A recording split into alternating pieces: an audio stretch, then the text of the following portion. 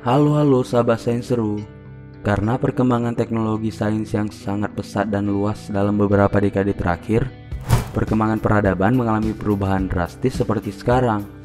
Perubahan terasa sangat cepat.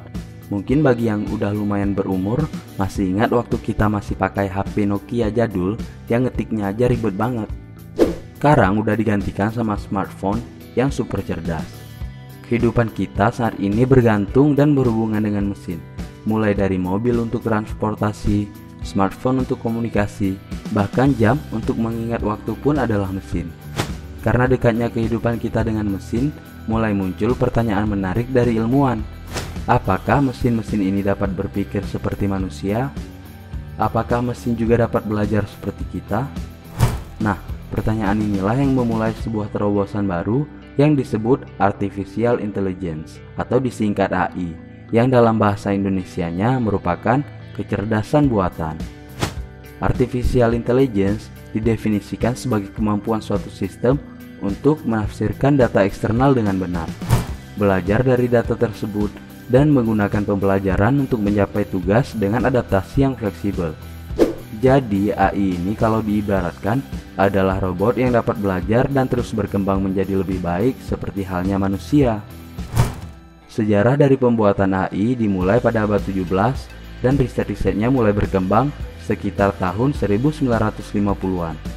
Kemudian pada tahun 1960, Departemen Pertahanan Amerika Serikat membuat komputer yang dapat menirukan penalaran manusia dan menggunakannya untuk menyelesaikan proyek pemetaan jalan.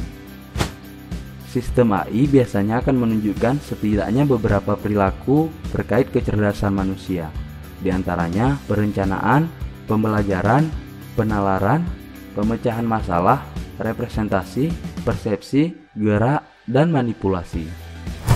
Teknologi ini dapat diterapkan ke berbagai sektor dan industri. Contohnya dalam bidang kesehatan, digunakan untuk pemberian dosis obat dan prosedur operasi pada pasien dengan penyakit tertentu. AI juga diaplikasikan dalam bidang perbankan untuk mendeteksi aktivitas kartu debit atau transaksi yang mencurigakan sehingga dapat membantu menemukan kriminal ekonomi. Salah satu contoh menarik dari perkembangan teknologi adalah AlphaGo oleh Google DeepMind, yaitu AI yang dibuat untuk mempelajari sistem permainan catur Cina atau Go. Kenapa permainan ini yang dipilih? Karena permainan ini adalah yang paling rumit yang dimainkan manusia. Awalnya AlphaGo diberikan data dari 100.000 permainan Go untuk dipelajari. Kemudian ia akan main Go bersama dirinya sendiri, dan setiap kala dia akan belajar dari pengalaman untuk diterapkan pada game selanjutnya. Dia telah menyelesaikan jutaan game dengan dirinya sendiri hingga akhirnya siap melawan manusia. Pada tahun 2016, AlphaGo bertanding melawan seorang master Go dunia dengan 18 titel juara, Lee Sedol. Semua orang termasuk pembuatnya dibuat terkejut dengan hasil pertandingan tersebut. AlphaGo berhasil memenangkan pertandingan dengan skor 4-1. Padahal diperkirakan untuk mencapai level superhuman, AlphaGo ini masih membutuhkan waktu 1 dekade lagi. Namun di luar perkiraan, bisa mengalahkan master hanya dalam waktu belajar yang singkat. Jadi kebayang dong, kalau AI ini terus berkembang, bisa gimana nantinya? Ada banyak pro dan kontra dari perkembangan AI di dunia. Banyak ahli yang setuju karena manfaat yang dapat kita terima bakalan luar biasa kalau berhasil. Tapi banyak juga yang tidak setuju karena bahaya atau resikonya terlalu besar. Misalnya nanti AI dikuasai oleh orang-orang dengan hati jahat, maka seluruh dunia bisa terancam, atau bahkan ada yang mengasumsikan AI yang dapat berpikir sendiri ini bisa saja nanti memusnahkan manusia seperti yang terjadi di film-film fiksi Hollywood. Namun, tentu saja perkembangan AI yang sudah ada ini tidak semengerikan yang kita bayangkan. Masih ada banyak batasan yang dihadapi seperti batasan memori, lambatnya proses belajar, dan error dalam pengkodean. Karena itu saat ini AI kebanyakan hanya bisa dipakai dalam satu bidang, untuk satu tugas tertentu.